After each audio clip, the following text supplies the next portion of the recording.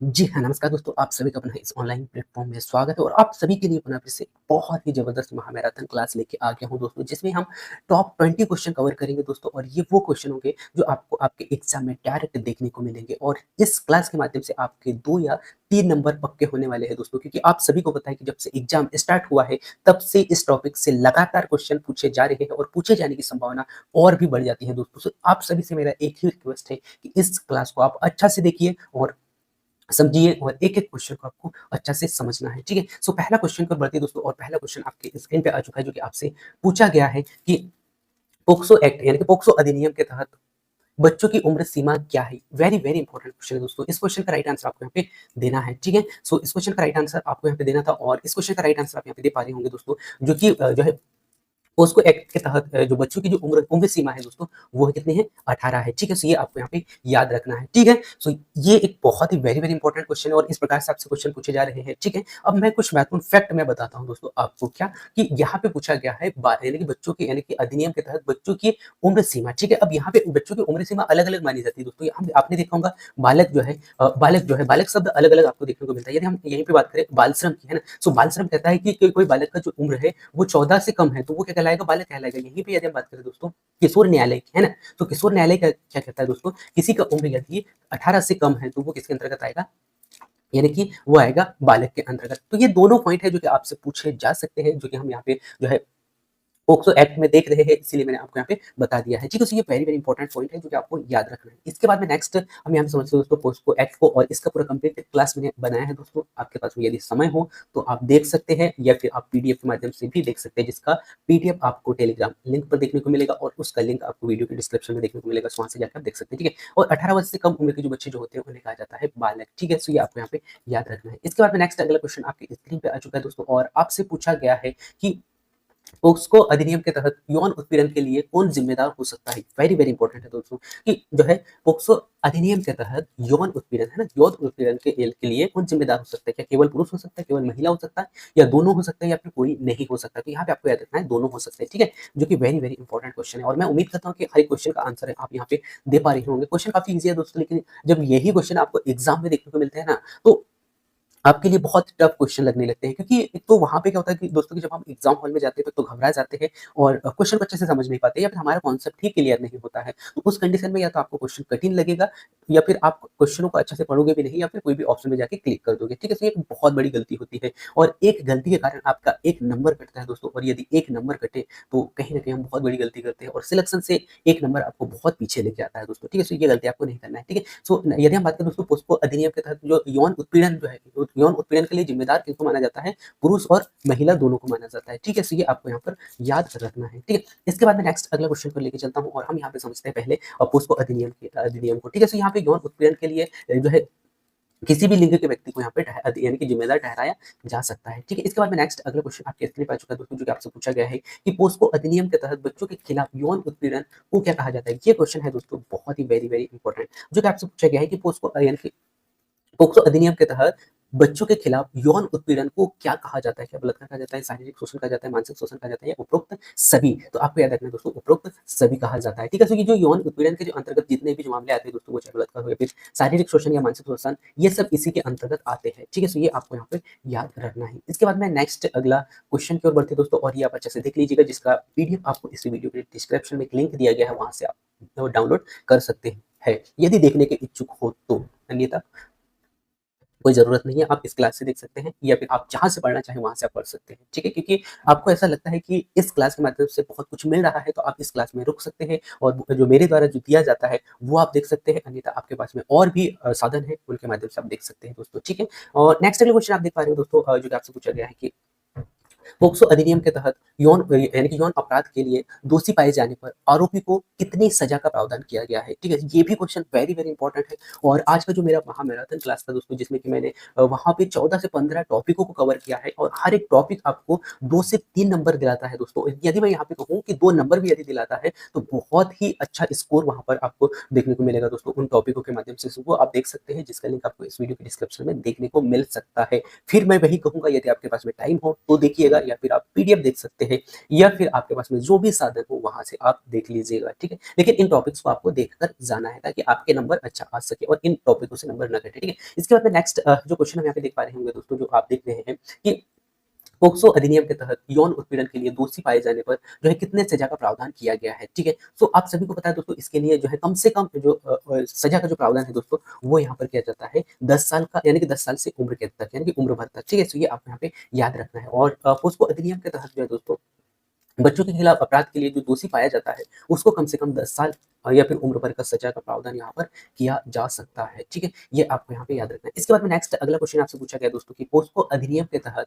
जो है शिकायत दर्ज करने की जो है यहाँ पे क्या बताया गया है कि दर्ज करने की कोई समय सीमा यहाँ पे आपको बताना है कि कितना होना चाहिए। तो इसके लिए कोई समय सीमा नहीं है दोस्तों, कभी भी जो है इसके लिए शिकायत दर्ज कर सकते हैं, ठीक है। और यह अधिनियम जो दोस्तों शिकायत करता, यानी कि शिकायत दर्ज करने की कोई भी यहाँ पे समय सीमा नहीं रखा गया है, कभी भी जाके आप शिकायत दर्ज कर सकते हैं, ठीक है। इसके बाद में नेक्स्ट आप देख पा रहे होंगे दोस्तों, जो कि पोक्सो अधिनियम के तहत यौन उत्पीड़न के अपराध में क्या होता है, ये आपको बताना है यदि अपराधी मानसिक रूप से स्थिर है तो। तो इस क्वेश्चन का राइट आंसर देना दोस्तों, कि आपसे 1 से 2 क्वेश्चन हर एग्जाम में इस प्रकार से पूछे जा रहे हैं। अब क्वेश्चनों का लेवल किस आधार पे होगा ये हम नहीं कह सकते दोस्तों, क्योंकि जैसे-जैसे एग्जाम डेट आगे बढ़ते जा रहे हैं, यानी कि जैसे-जैसे एग्जाम होते जा रहे हैं, वैसे-वैसे कहीं न कहीं एग्जाम, यानी कि जो पेपर में जो क्वेश्चन हमें देखने को मिल रहा है दोस्तों, उनका लेवल कहीं न कहीं आपको बढ़ता हुआ नज़र आ रहा होगा। तो ये आपको एनालिसिस क्लासेस के माध्यम से देखने को मिलेगा। सो आप एनालिसिस देख सकते हैं और 1 से 2 देखिएगा, कि आपको पूरे एनालिसिस नहीं देखना है, क्योंकि आपका खुद का तैयारी भी तो करना होता है। सो आपके पास में समय हो तो एनालिसिस वाला देख लीजिएगा, या फिर मैं जो एनालिसिस करके जो टॉपिक लेके आता हूँ दोस्तों शाम-शाम को, जो कि या तो मैं टेलीग्राम चैनल पे डाल देता हूँ या फिर आपको क्लास बना के दे देता हूँ। अभी कुछ दिनों से शाम को जो है टेक्निकल प्रॉब्लम आने के कारण मैं क्लासेस नहीं बना पाता हूँ, तो उसको मैं क्या करता हूँ दोस्तों, टेलीग्राम चैनल पे डाल देता हूँ या फिर यूट्यूब पोस्ट, यानी कि यूट्यूब पे पोस्ट कर देता हूँ। सो आप वहाँ पर भी देख सकते हैं, ठीक है। इसके बाद में नेक्स्ट अगला क्वेश्चन आप देख पा रहे होंगे दोस्तों, जो कि आपके आपसे पूछा गया है कि पोस्को अधिनियम के तहत यौन उत्पीड़न के अपराध में क्या होता है यदि अपराधी मानसिक स्थिर है तो। तो इस कंडीशन में क्या होगा दोस्तों, इनके लिए यहाँ पर कुछ प्रावधान यहाँ पर किए जाते हैं, यानी कि इनके इलाज के लिए भेजा जाता है, ठीक है। क्या किया जाता है, इन्हें तुरंत इलाज के लिए भेजा जाता है, ठीक है। सो ये आपको यहाँ पे याद रखना है दोस्तों, ठीक है। सो बी ऑप्शन इस क्वेश्चन का राइट आंसर होगा। इसके बाद में नेक्स्ट अगला क्वेश्चन आपकी स्क्रीन पे आ चुका है दोस्तों, और आपसे पूछा गया है जो कि आपसे पूछा गया दोस्तों कि पोस्को अधिनियम के तहत, यानी कि अधिनियम में बच्चों के खिलाफ यौन अपराध की रिपोर्ट कौन कर सकता है। ये क्वेश्चन पुनः फिर से बहुत ही अच्छा क्वेश्चन आ गया है, और जो कि आपको बताना है दोस्तों इस क्वेश्चन का राइट आंसर। और इस क्वेश्चन का राइट आंसर आप दे पा रहे होंगे, मैं ऐसा उम्मीद करता हूँ, और जिसमें कि कोई भी व्यक्ति कर सकता है इसके लिए, ठीक है। So very very important question, और इस क्वेश्चन का राइट आंसर कोई भी व्यक्ति हो जाएगा, ठीक है। इसके बाद में पोस्को अधिनियम के तहत यदि कोई भी व्यक्ति यहाँ पे इसके लिए जो है शिकायत दर्ज कर सकता है, ये आप देख लीजिएगा। इसके बाद में नेक्स्ट अगला क्वेश्चन आप यहाँ पे देख पा रहे होंगे दोस्तों, जो कि आपसे पूछा गया है कि पोस्को अधिनियम के तहत बच्चों के शारीरिक या मानसिक जो उत्पीड़न का सबसे गंभीर अपराध कौन सा है। अब यहाँ पे अपराध आपको बताना है कि गंभीर अपराध कौन सा है, ठीक है, जो कि बच्चों के शारीरिक, मानसिक और उत्पीड़न का, ठीक है। सो वो कौन सा है दोस्तों, ये आपको यहाँ पे बताना है, ठीक है। यदि हम ऑप्शनों पे देखें दोस्तों, पोस्को अधिनियम के तहत यहाँ पे जो है शारीरिक शारीरिक शोषण, मानसिक शोषण या फिर बलात्कार शोषण या फिर यौन उत्पीड़न, तो इनमें से आपको देखने को मिलेगा दोस्तों कौन-सा बलात्कार उत्पीड़न, यानी कि सबसे जो है कठोर ये माना जाता है, ठीक है। सो ये आपको यहाँ पे याद रखना है दोस्तों, ठीक है। इसके बाद में नेक्स्ट अगला जो है क्वेश्चन की ओर बढ़ते हैं दोस्तों, और ये आप अच्छे से देख लीजिएगा दोस्तों, इसका डिटेल मैंने यहाँ पे देने का प्रयास किया है। इसके बाद में नेक्स्ट अगला क्वेश्चन आपके स्क्रीन पे आ चुका है दोस्तों, जो कि आपसे पूछा गया है कि पोस्को अधिनियम के तहत, यानी कि जो है इसमें पूछा गया है कि पोक्सो अधिनियम में बच्चे जो है, यानी कि बच्चा किसे कहा जाता है, ये आपको यहाँ पे बताना है। तो आपने देखा दोस्तों कि इसमें जो 18 वर्ष से जो कम उम्र के जो बच्चे जो होते हैं ना, उन्हें क्या कहा गया है, बच्चे के अंतर्गत रखा गया है, ठीक है। सो ये आपको यहाँ पे याद रखना है, ठीक है। इसके बाद में नेक्स्ट अगला क्वेश्चन आपके स्क्रीन पे आ चुका है दोस्तों, और आपसे यहाँ पे पूछा गया है जो कि पोक्सो अधिनियम के तहत बच्चों के खिलाफ यौन शोषण, यानी कि बच्चों के खिलाफ यौन शोषण का उदाहरण आपको यहाँ पे बताना है कि कौन-सा है। तो आप देख पा रहे होंगे दोस्तों कि यानी कि बच्चों से अश्लील तस्वीर यदि कोई खींचता है तो इसके अंतर्गत आएगा, यानी कि इसके बच्चों के शोषण के खिलाफ आएगा। इसके बाद में बच्चों को यदि जो है पोर्नोग्राफी दिखाता है या फिर बच्चों के साथ में शारीरिक संपर्क बनाता है, तो इस प्रकार की जो पूरी घटनाएँ हैं इसी के अंतर्गत आएँगे दोस्तों, ठीक है। और इसके लिए जो है इसमें जो है पोस्को एक्ट के तहत सजा का प्रावधान और जुर्माना दोनों यहाँ पर दिया गया है, ठीक है। सो ये आप अच्छा से देख लीजिएगा दोस्तों, ठीक है। इसके बाद में नेक्स्ट अगला क्वेश्चन आपके स्क्रीन पे आ चुका है दोस्तों, जो कि आपसे पूछा गया गया है कि पोस्को अधिनियम के तहत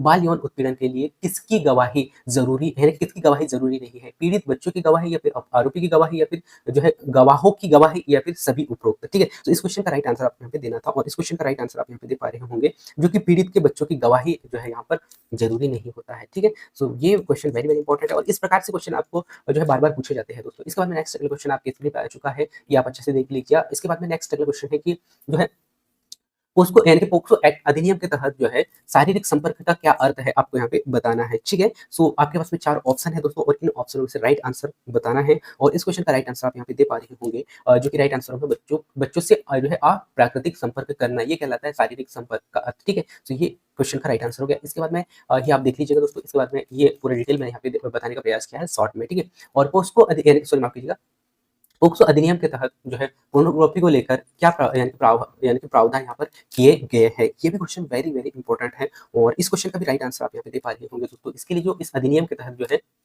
बच्चों को अश्लील सामग्री दिखाना अपराध माना गया है और साथ ही साथ बच्चों के अश्लील चित्र जो है बनाना चाहिए यानी कि चित्र बनवाना ये भी अपराध माना गया है और बच्चों को जो है फोन या फिर फिल्म जैसे इत्यादि जो दिखाते हैं वो भी अपराध माना गया है। इस आधार पर यदि हम देखें तो पोर्नोग्राफी के अंतर्गत ये सभी ऑप्शन आएंगे, ठीक है? इसके बाद में नेक्स्ट अगला क्वेश्चन आपके स्क्रीन पे आ चुका है दोस्तों, जो कि आपसे पूछा गया है, ये डिटेल आप देख लीजिएगा। इसके बाद में नेक्स्ट अगला क्वेश्चन देख पा रहे होंगे दोस्तों, जो कि पोक्सो अधिनियम के तहत जो है आरोपी के खिलाफ कार्रवाई की जिम्मेदारी किसकी होती है? ये क्वेश्चन है दोस्तों बहुत ही जबरदस्त, ठीक है? तो इस क्वेश्चन का राइट आंसर आपको यहाँ पे देना है, 4 ऑप्शन है आपके पास में और इस क्वेश्चन का राइट आंसर आप यहाँ पे दे पा रहे होंगे, मैं ऐसा उम्मीद करता हूँ, कोई भी व्यक्ति नहीं। यानी कि इस अधिनियम के तहत जो है केवल पुलिस को नहीं बोल सकते हम, केवल जो है परिवार यानी पारिवारिक न्यायालय को नहीं बोल सकते, केवल कोई भी व्यक्ति को नहीं बोल सकते, स्कूल शासन को नहीं बोल सकते, बल्कि इसमें कोई भी व्यक्ति जो है इसका यानी कि इस अधिनियम यानी कि इसके खिलाफ उत्पीड़न के मामले पर पता यानी कि रिपोर्ट रिपोर्ट करने की जिम्मेदारी उसकी होती है, ठीक है? सो कोई भी जो है रिपोर्ट करवा सकता है यानी कि रिपोर्ट दर्ज करवा सकता है, ठीक है? सो ये आपको यहाँ पर याद रखना है यानी कि कोई भी व्यक्ति, ठीक है? सो ये आपको यहाँ पे याद रखना है दोस्तों, ठीक है? सो हम ये नहीं कह सकते केवल पुलिस या केवल परिवार न्यायालय या फिर केवल स्कूल प्रशासन, ठीक है? इसके बाद में नेक्स्ट अगला क्वेश्चन आपके स्क्रीन पे आ चुका है दोस्तों, जो कि आपसे पूछा गया कि जो है पोक्सो अधिनियम के तहत अधिनियम में सजा का निर्धारण यानी कि सजा कितना निर्धारित किया गया यानी कि सॉरी माफ कीजिएगा, सजा का निर्धारण क्या करता है यानी कि क्या करता है, ये आपको यहाँ पे बताने का न्यायालय करता है, पुलिस करता है, सरकार करता है या आरोपी परिवार करता है? ये क्वेश्चन तो काफी ईजी हो गया जहाँ तक मुझे लगता है और इस क्वेश्चन का राइट आंसर आप देख भी पा रहे होंगे, जो कि न्यायालय के द्वारा किया जाता है, ठीक है? इसके बाद में नेक्स्ट अगला क्वेश्चन की ओर बढ़ते हैं दोस्तों और आपसे पूछा गया है कि पोक्सो अधिनियम में बालिका का क्या अर्थ होता है? बालिका का अर्थ आपको यहाँ पे बताना है और इसका राइट आंसर वही है जो दोस्तों जो कि बालकों के लिए है और सब लोग आंसर दे ही रहे हैं, जो कि 18 होगा, ठीक है? सो ये आपको यहाँ पे याद रखना है। इसके बाद में नेक्स्ट अगला क्वेश्चन आपके स्क्रीन पर आ चुका है दोस्तों, जो कि आपसे पूछा गया है कि पोक्सो अधिनियम में बच्चों की सुरक्षा के लिए कौन जिम्मेदार होता है? तो माता-पिता, स्कूल प्रशासन या समाज, ठीक है? तो इस क्वेश्चन का राइट आंसर होगा दोस्तों उपरोक्त सभी, ठीक है? यानी कि माता-पिता भी हो सकते हैं, स्कूल प्रशासन भी हो सकता है और समाज भी हो सकता है, ठीक है? इसके बाद में नेक्स्ट अगला क्वेश्चन आपके स्क्रीन पे आ चुका है दोस्तों, जो कि आपसे पूछा गया है अधिनियम में यौन उत्पीड़न के लिए कितनी सजा का प्रावधान है? ये क्वेश्चन है दोस्तों वेरी, वेरी इंपॉर्टेंट और इस क्वेश्चन का राइट आंसर आप दे पा रहे होंगे 10 साल और मुझे यहाँ तक लगता है कि ये क्वेश्चन आप यहाँ पे रिपीट हो गया है, ठीक है? इसके बाद में नेक्स्ट अगला क्वेश्चन है दोस्तों कि जो है पोक्सो अधिनियम के तहत बच्चों के यानी कि बच्चों से यौन उत्पीड़न के आरोप में दोषी पाए जाने पर कौन सी सजा यहाँ पर लागू की जाती है? अब यहाँ पे क्वेश्चन को थोड़ा सा घुमा फिरा के आपसे पूछ लिया गया है, ठीक है? यानी कि 10 से 20 साल तक यदि हम कह सकते हैं या फिर उम्र के तक भी सजा का प्रावधान यहाँ पर किया जा सकता है, ठीक है? तो ये आपको यहाँ पे याद रखना है दोस्तों। नेक्स्ट और लास्ट क्वेश्चन है दोस्तों, पोक्सो अधिनियम के तहत जो है बच्चों के शारीरिक शोषण की रिपोर्ट करने के लिए किसे जिम्मेदार ठहराया जाता है? क्वेश्चन को आपको समझना है दोस्तों कि जो पोक्सो अधिनियम के तहत बच्चों के जो है शारीरिक शोषण की रिपोर्ट करने के लिए किसे जिम्मेदार ठहराया जाता है, ठीक है? तो ये है दोस्तों आपके पास में ऑप्शन यानी कि माता-पिता, शिक्षक या सामाजिक कार्यकर्ता है या फिर सभी, है ना? तो इसके लिए इस क्वेश्चन का राइट आंसर होगा दोस्तों सभी, यानी कि कोई भी कर सकता है, ठीक है? तो ये इस क्वेश्चन का राइट आंसर था और इस प्रकार से हमने यहाँ पे टॉप 20 क्वेश्चन यहाँ पे कवर किया दोस्तों और मैं उम्मीद करता हूँ कि आपने हर क्वेश्चन का आंसर देने का प्रयास किया और आज के क्वेश्चनों का लेवल कहीं न कहीं काफ़ी जो है सरल थे दोस्तों और मैंने यहाँ पे सरल क्वेश्चन आपके बीच में रखने का प्रयास किया और